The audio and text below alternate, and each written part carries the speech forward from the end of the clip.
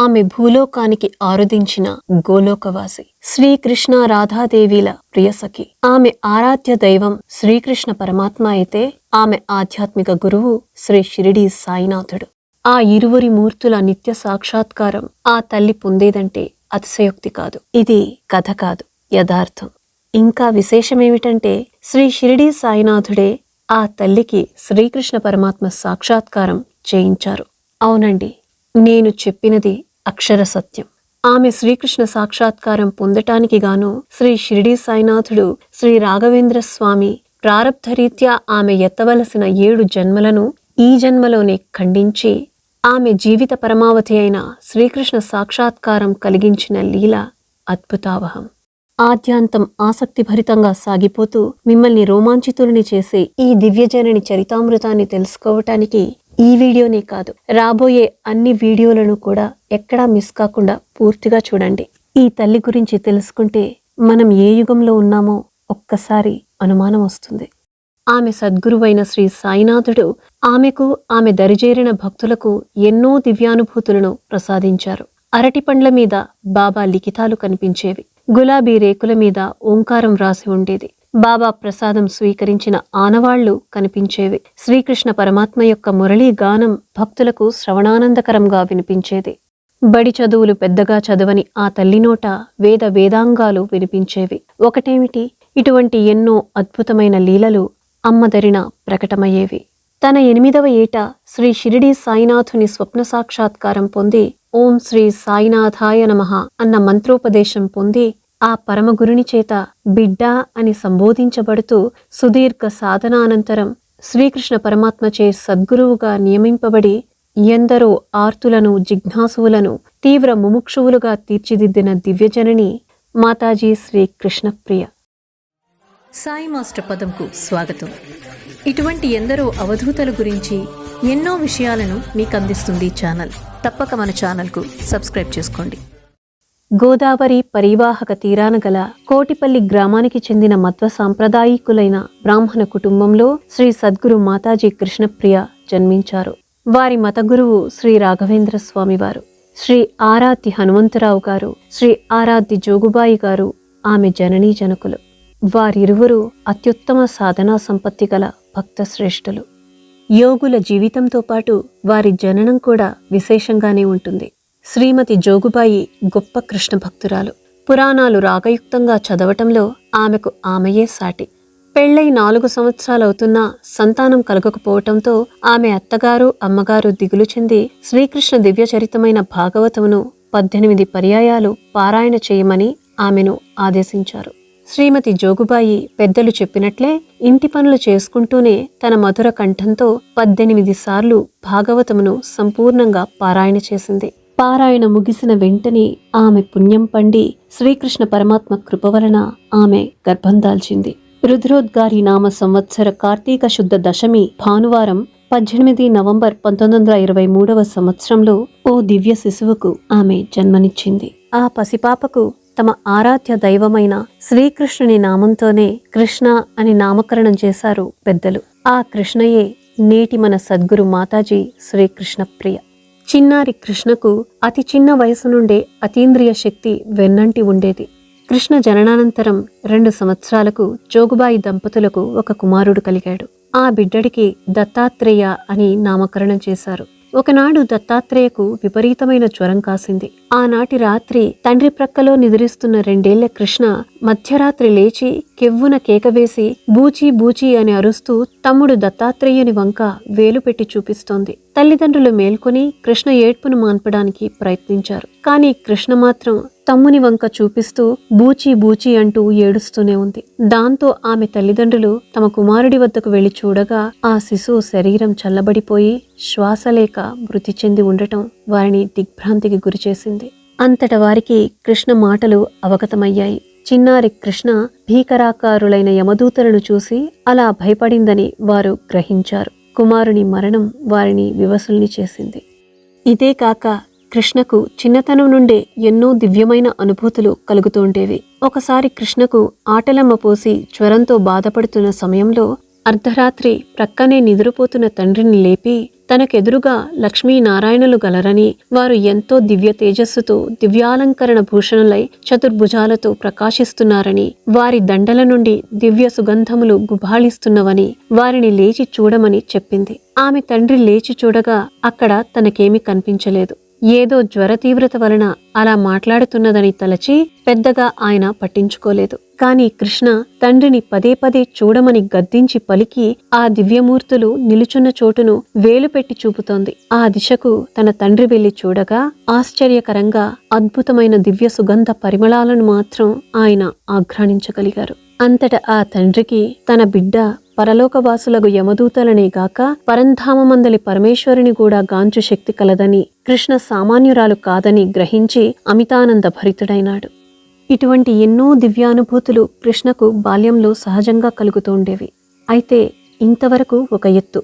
ఇప్పుడు మనం ఒక అద్భుత కథనం తెలుసుకోబోతున్నాం. అదే కృష్ణ జీవితంలోకి సద్గురు ఆగమనం. అప్పుడు కృష్ణకు 8 ఏండ్ల వయస్సు.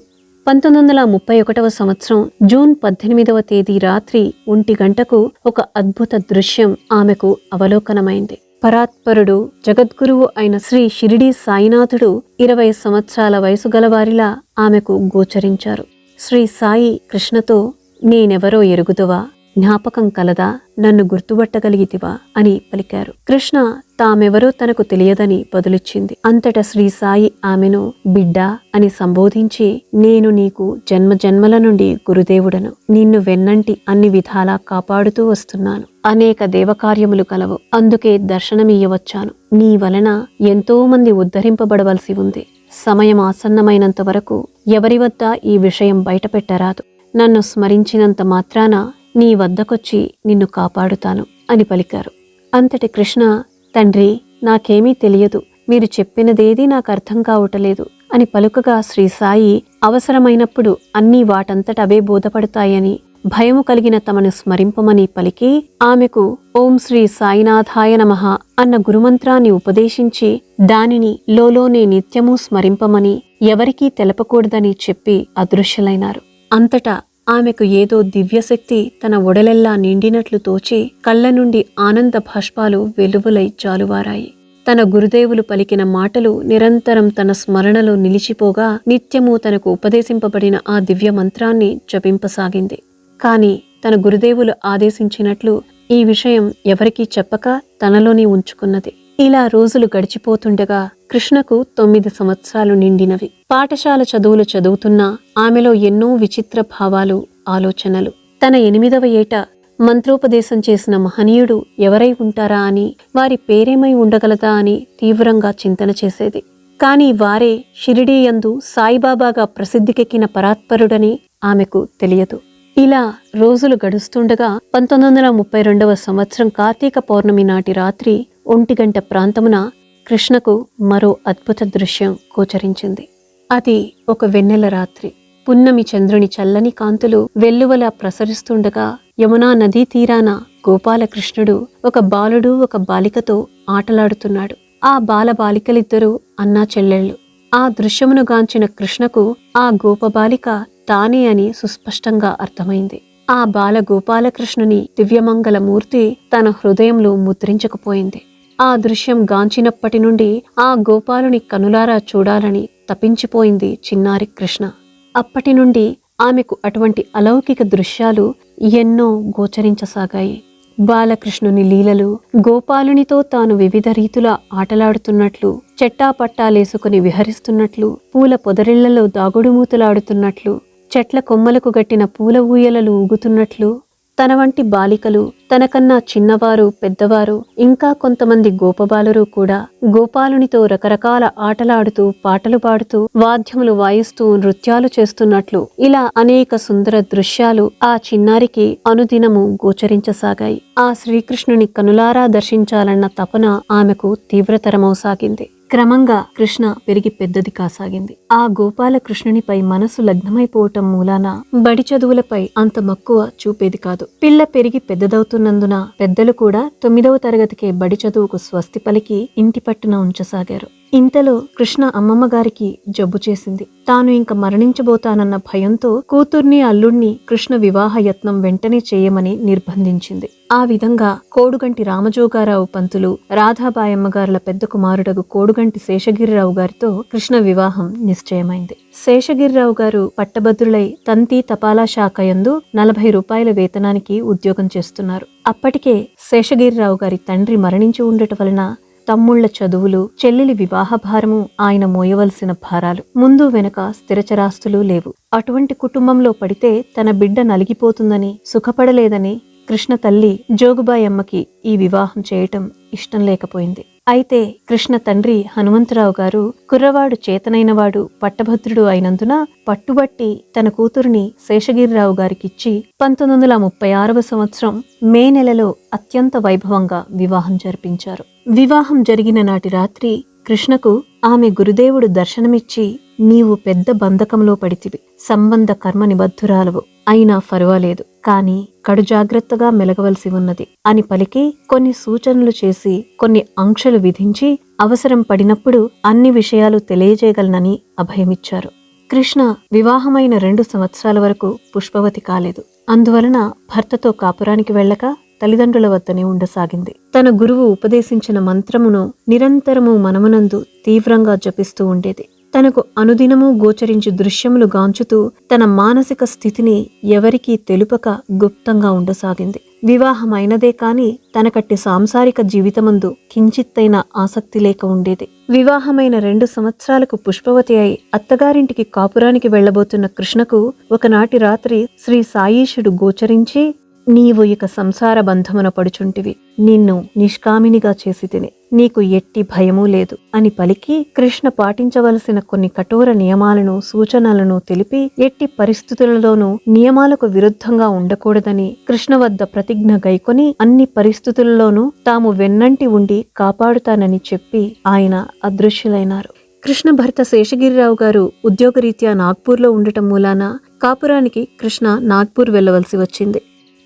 శ్రీ సాయినాథుడు కృష్ణకు కలగబోయే బిడ్డలను గురించి మొదట మగ శిశువు జన్మించి మృతుడవుతాడని, అటు తర్వాత 2 బాలురు 2 బాలికలు జన్మించి సుఖంగా ఉంటారని తెలిపినట్లే కృష్ణకు మొదటి బిడ్డ జన్మించినంతనే మరణించాడు. అప్పుడే ఆమె తల్లి కూడా ప్రసవించి ఉన్నందున తన బిడ్డను కృష్ణ ఒడిలో ఉంచి స్తన్యమిప్పించి ఆమెకు దారాదత్తం చేసింది. అలా కృష్ణ చెల్లెలే ఆమెకు మొదటి బిడ్డ కావటం, తరువాతి కాలాన ఆ తల్లి జీవిత గ్రంథకర్త కూడా కావటం విశేషం. ఆమెయే కుమారి శ్రీ ఆరాధ్య వకుళమాల. ఈ వీడియోకు ఆమె రాసిన చరిత్రే మూలం. అటు తర్వాత బాబా చెప్పినట్లే కృష్ణకు 2 కుమారులు 2 కుమార్తెలు కలిగారు. కృష్ణకు 2వ కుమారుడు కలిగిన తర్వాత వారి కుటుంబం లాహోర్కు బదిలీ అయింది. అక్కడున్న సమయంలో శ్రీ సాయినాథుడు ఆమెకు దర్శనమిచ్చి ఎన్నో విషయాలు తెలిపేవారు. ఈ సంసారం అశాశ్వతమని, దాని యందు మోహం పెంచుకోవలదని బోధించేవారు. మున్ముందు కృష్ణకు పెద్ద అపాయం రానున్నదని, దాని నుండి తాము వెన్నంటి ఉండి కాపాడుతామని అభయమిచ్చారు. పని ఒత్తిడి వలన, కాన్పుల వలన కృష్ణకు ఆరోగ్యం బలహీనపడసాగింది. ఆమెకు సంసారమందు ఇచ్చలేకపోయినా గురుదేవులకు శ్రీ సాయినాథుని అనుజ్ఞ మేరకు భౌతిక జీవన ధర్మాలను ఏమారక నిర్వహిస్తూ, భర్త అవమానపు మాటలను సహిస్తూ తనను ఈ సంసారం నుండి విముక్తురాలని చేయమని శ్రీ సాయిని ప్రార్థిస్తూ కాలాన్ని యుగాల వలె గడుపుతుండేది. ఇదిలా ఉండగా 1947వ సంవత్సరంలో కృష్ణ తన 4వ సంతానాన్ని గర్భాన మోస్తూ అనారోగ్యం అధికమవడం చేత ఆమె భర్త శ్రీ రావు గారు ఆమెను, పిల్లలను రామచంద్రాపురంలోని ఆమె పుట్టింటికి పంపించారు.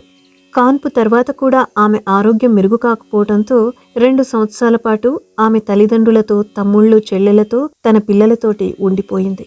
ఉద్యోగరీత్యా నాగ్పూర్లో ఉంటున్న ఆమె భర్త అప్పుడప్పుడు వచ్చి భార్యను, పిల్లలను చూచి వెళ్లేవారు. కాలం గడుస్తున్న కొద్దీ కృష్ణ అనారోగ్యం మరింత తీవ్రతరం కాజొచ్చిందే తప్ప బాగుపడలేదు. కొన్ని రోజులకు ఆమె పూర్తిగా బలహీనపడిపోయింది. తల్లిదండ్రులు ఆమె అనారోగ్య విషయమై రావుగారికి తంతి పంపించారు. విషయం తెలిసి రావుగారు రామచంద్రాపురం చేరుకున్నారు. కృష్ణ తానింక బ్రతకడం కష్టమని, తన బిడ్డల బాధ్యతను జాగ్రత్తగా చూసుకోమని అడుగడుగునా భర్తకు ఒప్పగింతలు పెడుతోంది. ఆనాడు 1950వ సంవత్సరం జూలై 14 కృష్ణకు ఆ రాత్రి గడవటం కష్టమని అందరికీ అర్థమైపోయింది. ఇక ఆమె జీవిస్తుందన్న ఆశ వారు వదిలేసుకున్నారు. అప్పుడు జరిగింది ఒక పరమాద్భుతం. ఊహకు అతీతమైన ఆ ఘట్టం మనల్ని రోమాంచితులను చేస్తుంది. యమభటులే కాదు, యమధర్మరాజు వచ్చినా కూడా ఆమె ప్రాణాల్ని తీసుకువెళ్ళలేకపోయాడు. ఇది యథార్థంగా జరిగిన సంఘటన. ఆమె మరణ సమయంలో ఏం జరిగిందో తెలుసుకుంటే ఇది కలియుగమేనా అన్న ఆశ్చర్యం రాకమానదు. ఆ అద్భుతం గురించి, ఆమె జీవితంలో జరిగిన మరెన్నో అద్భుతాల గురించి తెలుసుకోవాలంటే మీరు మాతృశ్రీ కృష్ణ ప్రియ గారి జీవిత చరిత్ర 2వ భాగం చూడవలసిందే. సెలవు మరి. ఓం సాయిరాం. జై గురుదేవ. శ్రీమాత్రే నమః.